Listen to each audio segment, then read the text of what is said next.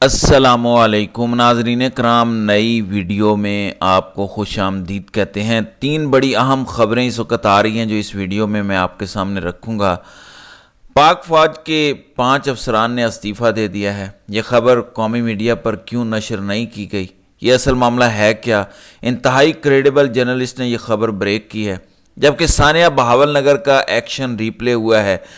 گجرانوالہ میں بھی پنجاب پولیس کے بہادر جوانوں کے ساتھ کیا ہوا ہے، وہ کیا کر رہے تھے، یہ بھی آپ کے سامنے رکھیں گے۔ جبکہ آپ نے دیکھا کہ جب نون لیگ اپوزیشن میں تھی تو اس وقت آسمہ جہانگیر کانفرنس جو لاہور میں ہوتی ہے، جس میں بڑے بڑے حاضر سروس ججز، وکلاء، سیاستدان اور مختلف طبقہ ہائے فکر سے تعلق رکھنے والے لوگ civil supremacy, rule of law اور اسٹیبلشمنٹ کے خلاف اعلان جنگ وغیرہ کے عہد و پیمان کرتے ہیں۔ لیکن اس مرتبہ قاضی صاحب اور مریم نواز آسمہ جہانگیر کانفرنس میں آنے سے انکاری ہیں۔ یہ بھی ایک صحافی نے خبر دی ہے، اس کی وجہ کیا ہے اس پر بھی بات کریں گے۔ ناظرین اکرام، سب سے پہلے آسمہ جہانگیر کانفرنس سے ہی آغاز کر لیتے ہیں۔ آپ کے علم میں ہے کہ آسمہ جہانگیر ایک اینٹی اسٹیبلشمنٹ بیانیہ میں صف اول کی خاتون سمجھی جاتی تھی، اگرچہ ان پر بڑی تنقید ہوتی رہی اور لوگ سمجھتے رہے ایک زمانے میں جو وہ باتیں کرتی تھیں آج بہت سارے لوگ ان سے ایگری کرتے ہیں۔ لیکن افسوس یہ ہے کہ ان کے نام پر ایک گروپ ہے یا جس گروپ نے ان کو ہائی جیک کیا ہے، جو وکلاء ہیں، اب وہ اسٹیبلشمنٹ کے اتحادی ہیں، بلکہ ایسا لگتا ہے بعض اوقات کہ شاید ان میں سے کچھ اسٹیبلشمنٹ کے ملازم بھی ہیں اور اب وہ نون لیگ کے اندر بھی شامل ہیں۔ تو مفادات کی جنگ جب درمیان میں آتی ہے تو بڑوں کے نظریات ایکسپوز کر دیتی ہے۔ جیسے ہم نے نون لیگ کے ووٹ کو عزت دو کے بیانیے کو دیکھا، ایک بیانیہ بنایا گیا، اس پر نعرے بھی لگائے گئے، لیکن بالآخر ہوا کیا؟ بوٹ کو عزت دی گئی۔ اس وقت تو ایک ایسی حکومت ہے جس کو خود نواز شریف ماننے کو تیار نہیں ہے۔ یعنی اچھائی ہوگی تو اس کا کریڈٹ تو نواز شریف لیں گے، لیکن اگر کوئی بلنڈر ہوگا تو اس سے کنارہ کشی اختیار کی جائے گی۔ جیسے سخت فیصلہ لینے کی بات کی جاتی ہے تو کہا جاتا ہے کہ قوم کے مفاد میں مشکل فیصلے کرنے ہیں۔ در حقیقت یہ قوم کے مفاد میں نہیں ہوتے، یہ وڈیروں، اشرافیہ اور بدماشیہ کے مفاد میں ہوتے ہیں، کیونکہ پچھلے 75 سالوں میں جو اس وقت الائنس ہے، یہی الائنس اس ملک میں حکومت کر رہا ہے۔ عمران خان بھی جب برسر اقتدار تھے تو ان کے ساتھ اس وقت طاقتور حلقے تھے، جبکہ اس وقت نون لیگ، پیپلز پارٹی اور ہمارے طاقتور حلقوں کا ایک کمبینیشن چل رہا ہے، اور یہ کمبینیشن کبھی ایک جماعت کبھی دوسری جماعت کے ساتھ حکومت میں ہمیں نظر آتا ہے۔ در حقیقت حکومت تو بادشاہوں کی رہی ہے اور اربوں ڈالر قرضوں کے ذمہ دار بھی یہی ہیں۔ بہرحال آج بھی ان پر تنقید ہوتی ہے۔ فوج کی سیاسی معاملات میں مداخلت نہیں ہونی چاہیے، آسمہ جہانگیر کانفرنس کا بنیادی فلسفہ یہی ہے، لیکن ہم نے دیکھا ہے کہ آسمہ جہانگیر کے نام لینے والوں نے کس طرح اپنے نظریات پر کمپرومائز کیا ہے۔ شاکر محمود اوان لاہور کے ایک بڑے زبردست جرنلسٹ ہیں، انہوں نے یہ خبر دی ہے، وہ کہتے ہیں کہ میرے پاس یہ مصدقہ خبر ہے کہ قاضی فائز عیسیٰ اور مریم نواز کو دعوت نامہ اس کانفرنس کا بھیجا گیا ہے۔ اس میں چونکہ سخت گفتگو ہوتی ہے رول آف لا، آئین پر، سول سپرمیسی پر، انسانی حقوق پر۔ انسانی حقوق کا اس وقت جس طرح جنازہ نکلا ہوا ہے پاکستان میں، دھجیاں بھی کھیری گئی ہیں، جوتے کی نوک پر رکھا گیا انسانی حقوق، آئین اور قانون کو، تو قاضی اور مریم نواز یہ سارے چونکہ ایک پیج پر ہیں، ان کے درمیان الائنس ہے یا نظریاتی ہم آہنگی ہے یا پھر بغض عمران میں یہ اکٹھے ہیں، ایک پیج پر یہ ضرور ہیں، اس لیے یہ وہاں جا کر بات کیا کریں گے؟ سول سپرمیسی کے خاتمے کے یہ مین کردار ہیں۔ اب ممکنہ طور پر وہ انہی وجوہات کی بنا پر اس میں شریک نہیں ہو رہے۔ جسٹس منصور علی شاہ اس کانفرنس میں ایک جج کی حیثیت سے تشریف لے جائیں گے۔ دوسرا واقعہ گجرانوالہ میں پیش آیا، پی ٹی آئی کی ایک رہنما کے گھر پر پولیس نے روایتی انداز میں، جیسے غنڈے اور بدماش گھر میں داخل ہوتے ہیں، وہی کردار انہوں نے اپنایا جو ثانیہ بہاول نگر میں ہم نے دیکھا۔ مطلب کرتوت وہی ہیں، کرتوت جب تک بدلیں گے نہیں اس وقت تک سسٹم ٹھیک نہیں ہو سکتا۔ اب یہاں پر وہ داخل ہوئے کیونکہ تحریک انصاف پرامن ریلیز کا آغاز کر چکی ہے، تو انہوں نے کچے کے ڈاکوؤں والا طریقہ اپنایا۔ ظاہر ہے آپ نے اگر کسی کو گرفتار کرنا ہے تو قانون آپ کو اجازت دیتا ہے، اگر آپ کے پاس وارنٹ ہیں تو پراپر طریقے سے دروازہ نوک کریں، انہیں بتائیں کہ اس بندے کے وارنٹ ہیں، آپ انہیں ہمارے حوالے کریں۔ سرچ وارنٹ لے کر گھر کی بھی آپ تلاشی لے سکتے ہیں۔ لیکن یہاں کیا ہو رہا ہے؟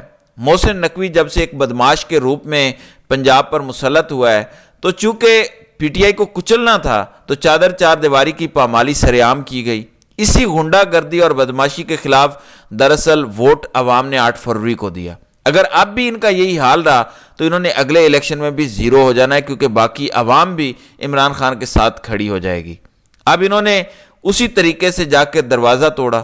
اب یہ تو کوئی قانون اجازت نہیں دیتا، اگر کسی کا مکان اچھا ہے تو آپ غنڈے اور بدماش تو نہ بنے، وردی آپ کو یہ تو اجازت نہیں دیتی کہ توڑ پھوڑ کی جائے۔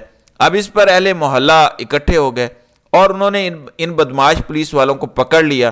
یہ بڑی مشکل سے وہاں سے چھڑا کر بھاگ کھڑے ہوئے۔